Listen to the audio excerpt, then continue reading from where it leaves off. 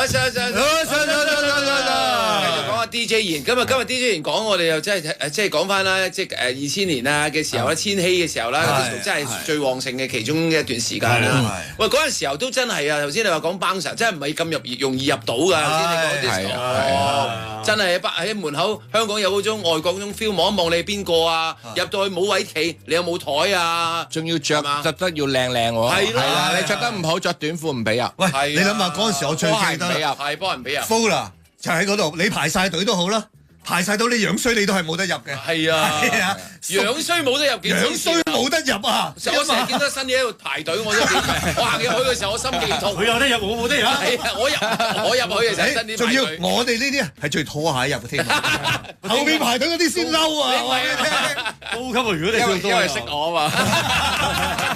我以前識兩個人，一個識阿賢，就邊度都入到，你着拖鞋都入到。第二個就係嗰陣時我湊個老闆馬公子，馬公子就同所有嘅班神全部都係 friend 嚟嘅，全部都係 friend 嚟嘅。咁呢啲都係通常都係咁噶啦，公子同埋一係就DJ 言，呢啲係兩種啦。喂，不過入到去咧，入到去嗰陣時候，你都要係咪啲台都嗰陣時候？即係同大家係咪即係個個都要有唔係個個有張台㗎嘛？都係其實大部，因為我哋都好多台嘅，係啊，都咁好多大部分咧識得玩咧都會攞咗張台先，因為係咯，因為你攞張台你就要擺嗰陣時係開始興香檳，係啦，咁啊全部擺晒香檳度，咁有香檳有台，啲女就會自己坐埋嚟，冇錯啦，係一定要係咁，識玩先咁玩，擴展到全亞洲嘅，同埋咧世界好得意嘅，即係你只要咧你噏得出咧一啲夜場嘅人嘅名咧，嗰個人就放你入去。係咩咁嘅？咁啊嗰陣時咧，我最記得。我唔知喎。嗰陣時咧，嗰陣時我早知噏唔係同埋嗰陣時，我下巴仔冇人識，DJ 言先啊。延續埋嗰個香檳文化先。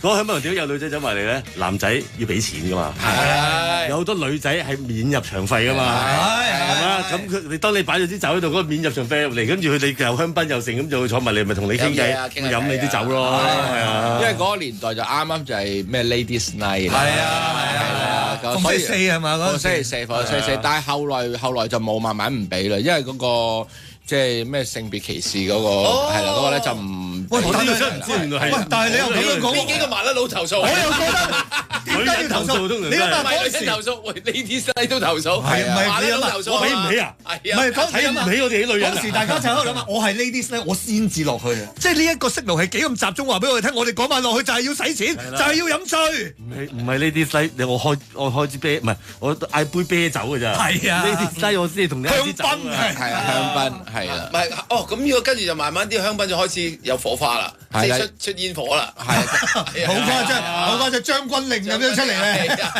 即係你要去10支啊或者12支以上咁樣，佢就會可能會咁啊。初啲人就有啲場咧就會點嗰啲好似滴滴金嗰啲啦，細個叫滴滴金啦，跟住依家唔係啦，而家唔俾啦，因為唔俾啊，因為其實好危險嘅嗰啲係啊，因為有火着火。咁我哋用電子版着燈嘅 LED，LED 係啊。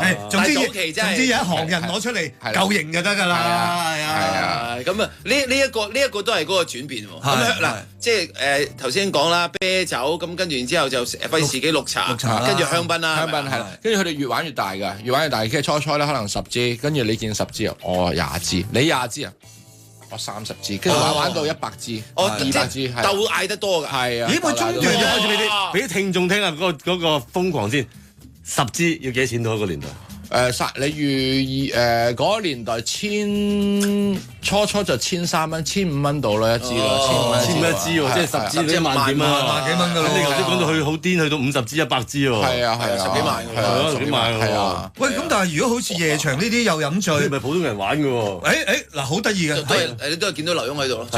着住拖鞋開。我話俾你聽，我有個朋友就係啦，佢一飲醉酒就會成日走去埋單。係人哋嘅單都埋，我話俾你聽，真係有呢啲嘢嘅真係。好嘅朋友，佢玩2晚仲生存到。所以有一次咧，我同阿賢仔食飯嗰陣時，我成日覺得喺做夜場，我覺得最難咧就係叫人埋單啊！又亂又多人，張單塞俾邊個？成班人喺度，我懟俾阿森美啊，係咪先？森美話我啱嚟，我飲咗杯茶啫喎，咁樣。即係你點樣揾人埋單咧？所以點解有啲人去親一定醉咧？就唔使埋單嘅。係啊，真係㗎。所以我成日覺得所以我就決定唔飲嘅。因為你清醒啊嘛，醒翻就要賣㗎啦，醒翻就要賣，係。所以我就係覺得你識得管理，你點樣夾翻條數翻嚟？有冇啲醒完之後，點解係我賣嘅咁樣喎？都會㗎，因為佢通常我哋做咧都係去每一日第二日咧一醒翻就會電話響，電話一係唔見嘢啦，跟住就一係就差人打嚟啦，就話攞 CCTV 啦，係啦，咁啊有啲咧就話喂。我尋晚好似冇消費過喎，我點解會我會碌咗幾萬蚊嘅？我唔係喎，尋晚你真係飲咗酒喎。咁就睇 CCTV 啦。係啦。睇 CCTV 睇下你飲咗幾多，嗌咗幾多。但我想睇下一啲無辜嘅 case，即係譬如咁樣實有呢啲嘅。今日個 party 係劉墉搞嘅，我係賓客嚟嘅啫。結果咧就我係有飲啊，但係結果就劉墉醉咗，劉墉成日走先，同個女仔走咗，我就醉咗坐咗喺度，跟住咧就。我埋單，唔係喎，佢請我嘅喎，有冇啲咁樣道理都係要埋㗎啦？都有，咁佢哋自己會自己傾掂㗎啦，因為醒翻佢哋自己都話，喂，琴晚邊個埋單咁，佢哋自己搞掂，咁啊。玩開，如果真係玩開嗰班人咧，咁今次你埋，咁下次咪你埋咯，冇所謂啦，係咪先咁樣咯？嚇咁樣唔會拗數嘅咩？佢哋咁啊睇你幾 friend 咯，你真係 friend 㗎，你真係 friend 咁樣。